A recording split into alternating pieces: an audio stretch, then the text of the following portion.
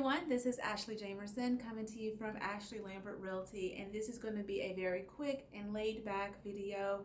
I just want to touch bases with you guys about the market, the interest rates, a new listing, and of course answer some questions that you guys have been leaving on my YouTube page. First and foremost, my listing in Cramer Mountain will be coming live soon. This is a beautiful all brick home in a gated community.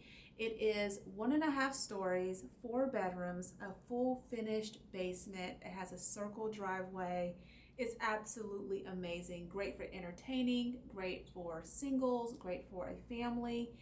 Actually, it's just pretty terrific. The neighborhood has golf, pools, tennis, a really nice country club type setting. If you are interested, I will definitely be posting a walkthrough video of the neighborhood as well as the house sometime next week prior to the official go live. So now let's get into some of you guys' questions that you've been leaving on my YouTube channel. First question is, what credit score do I need to get a good interest rate? Typically, the higher your credit score, the better your interest rate. Whenever you are watching my videos and I'm saying you can afford this type of house with this type of payment, the interest rate that I'm using is about 3.5, which is the average that I'm seeing right now for my clients who have really good credit. So at least a 720. They're also not using any down payment assistance programs. Typically, if you use down payment assistance programs, or if you are doing USDA or something like that, there is a minimum interest rate, which is usually a little bit higher than market. So definitely keep that in mind, especially if you're thinking about stacking down payment assistance programs. You may not be able to take advantage of that 3.5 interest rate. So long answer, short answer is the better your credit score, the better your interest rate. So always aim high. Technically, you can purchase a home with a 580 credit score, but with a 580, you will not qualify for any down payment assistance programs. So depending on the program or the loan product you are using, you will need to be bringing 3 to 3.5% down payment plus your closing costs, unless you are building with a builder who will help you with your closing costs, but definitely you still have that down payment. I've been getting a lot of questions about, do I do real estate outside of North Carolina? I do not. I've gotten questions about LA. I love LA. I'm not licensed there. Arizona, love Arizona. I'm not licensed there. I'm not even licensed in Virginia or South Carolina, even though I'm thinking about South Carolina. I'm still only licensed in North Carolina, and my area of expertise is Charlotte and the surrounding areas. I am a huge advocate of being a realtor of knowledge and not just a door opener. So I don't really venture out of my comfort zone. I'm usually in like Charlotte, Huntersville, Concord, Gastonia, Mint Hill, Harrisburg area. That way I know what's going on. I know the taxes, I know the schools, I know the commute and things like that. I'm not just showing up and opening your door. So if you are interested in connecting with a realtor in that area, I can connect you, but I can't promise you that they're amazing, and so I don't want you to come back later and hate me if they're not that good. I also received a question that says, if my income is X, then can I afford a $200,000 home or a $300,000 home? And I really don't like answering those questions, because even if you are approved for a $200,000 home or a $300,000 home, it's, do you feel comfortable making that monthly payment? So the question really is, how much are you paying now in your rent, or how much are you saving for a payment shock or something like that? And do you feel comfortable paying that in a mortgage, or do you feel comfortable paying more in a mortgage? And that's where you want to start. I've had people who are approved for $425,000 and they buy a $329,000 house, and they can afford it, but their lifestyle, you really have to take that into consideration. Like, if you were basically housebroken and you had to stay in this awesome house, how would you feel if you miss out on cruises and Disney? I know that would make me sick.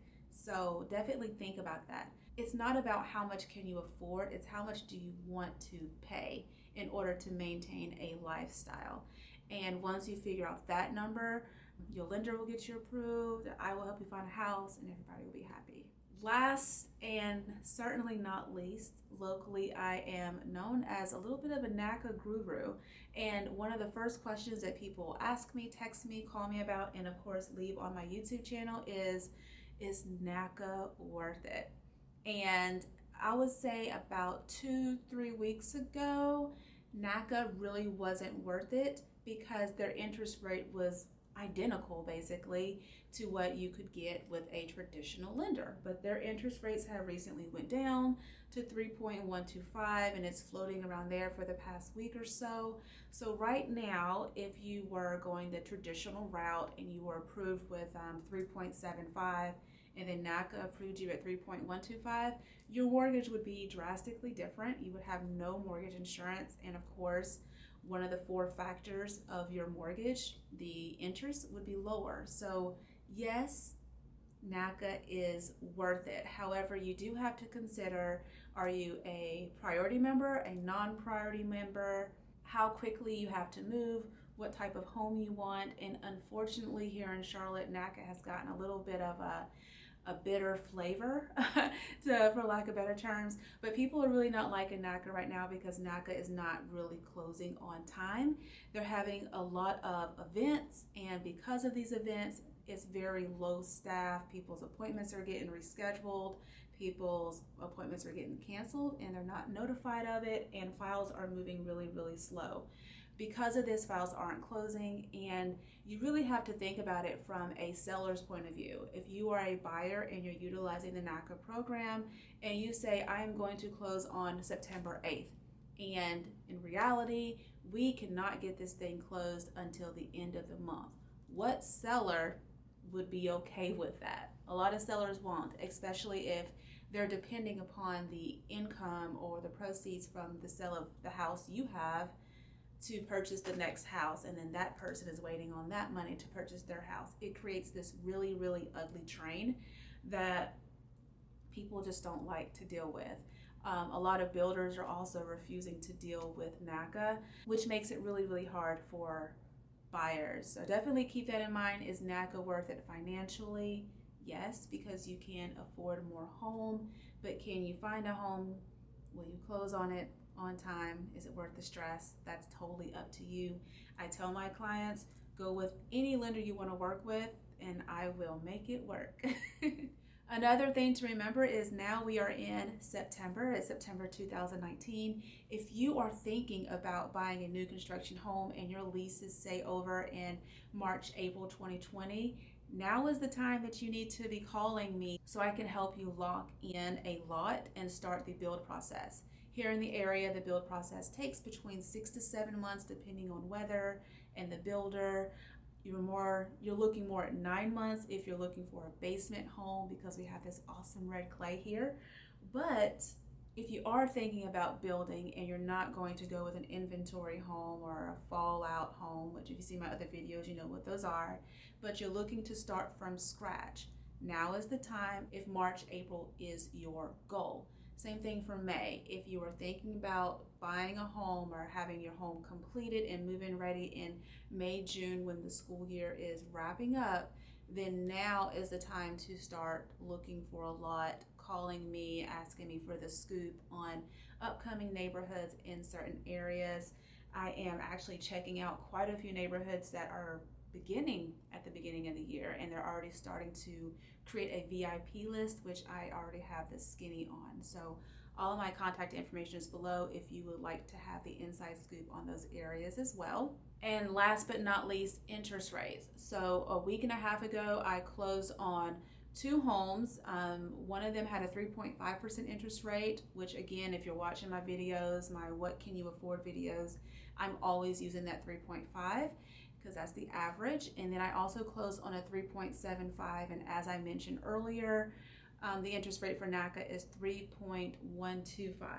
Really good interest rates. When I got into real estate in 2006, these interest rates were absolutely unheard of. We were looking at 5.5, 6, 6.5. That was the normal. So people say, and I don't want to be part of the cliche, that now is the time to buy. The time to buy is whenever you're ready, because obviously people were buying homes back when interest rates were higher. But if you want to take advantage of these interest rates and lock this in with a fixed rate mortgage, then now is the time to buy. So as always, if you have any questions, comments, or concerns, all of my contact information is below. I also have a link to my calendar. If you want to sit down and have a buyer consult one-on-one with me, then definitely click on my calendar and you can just pop up in purple on my iPad. But I do look forward to talking to you soon. Like and share this with a friend who is considering purchasing or selling a home here in the Charlotte area. Talk to you soon. Bye.